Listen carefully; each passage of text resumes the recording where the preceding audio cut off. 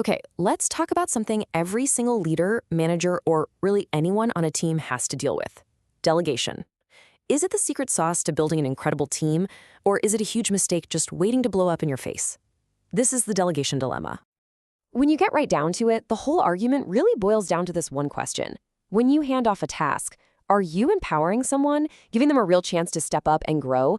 Or, let's be honest, is it sometimes just an excuse to get something off your plate you don't feel like doing? You've basically got two camps, two completely different philosophies here. One side sees delegation as a strategic move, a way to build a stronger, more capable team. The other side, they see it as just offloading your to-do list. These two ideas are totally at odds, so let's dig in.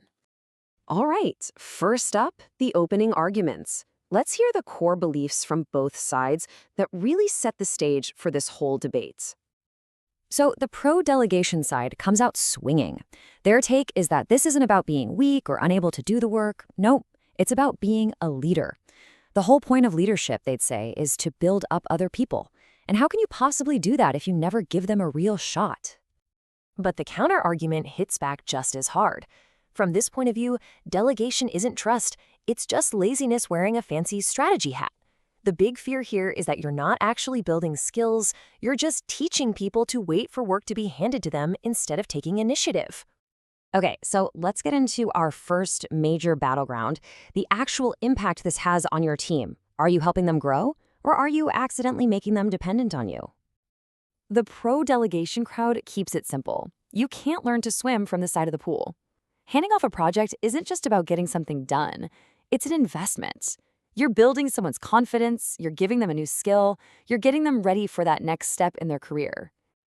But the other side says, whoa, hold on, that's completely backward. They believe responsibility isn't something you just give away like a gift, it's something you have to earn. You prove you're ready for more by absolutely crushing what you're doing right now, not by having your boss clear their plate onto yours.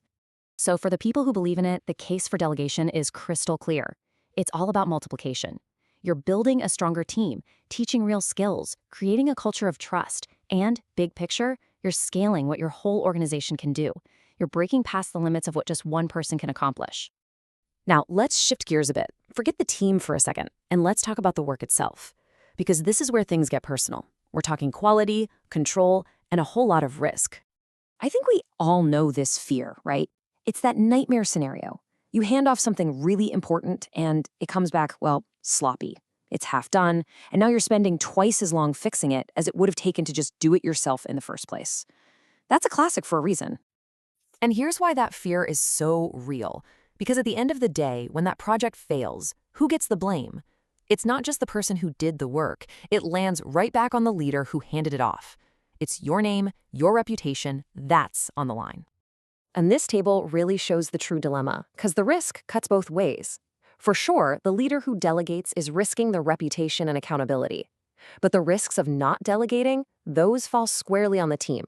We're talking career stagnation, a total lack of trust, and eventually burnout, because their leader has become a giant bottleneck.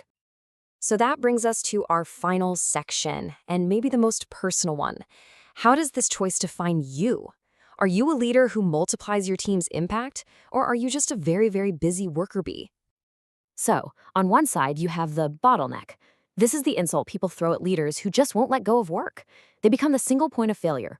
Nothing gets done with their sign-off, everything slows to a crawl, and good ideas just die on the vine waiting for approval. But there is a counter-insult for the other extreme, the figurehead. This is the leader who delegates so much that they lose touch with the actual work being done.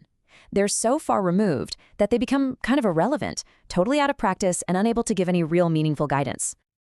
So this lays out a fundamental choice about who you want to be. Are you a manager who needs to control every little detail, who kind of hoards the work? Or are you a leader who scales their impact by empowering others to do great things? It's a huge question. So proponents of delegation would ask a simple question. How many people can really do it all themselves long-term and still be successful? And they'd argue the answer is pretty close to zero. Trying to be that one person who does it all isn't heroic. It's a recipe for burnout.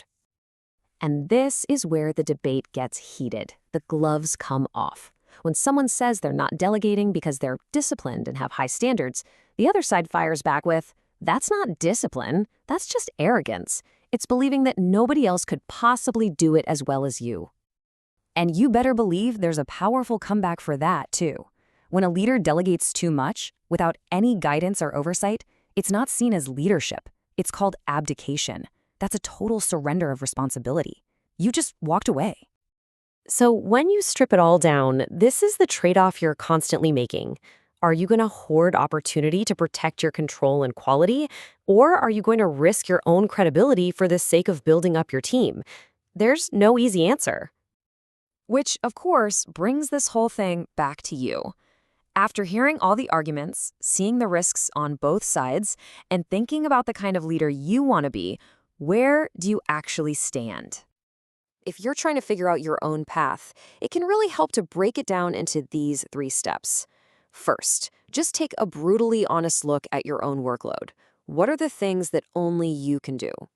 Second, evaluate your team. Where are they at? What are their skills? Are they ready? And third, based on that, make a conscious choice about the kind of leader you're trying to be. And that really leaves us with one final, pretty challenging question. The next time you're about to hand off a task, ask yourself this: what's my real motive here? Am I making a strategic move to build a stronger, more capable team for the future? Or am I just trying to clear my to-do list for today? Because the answer to that question really defines everything.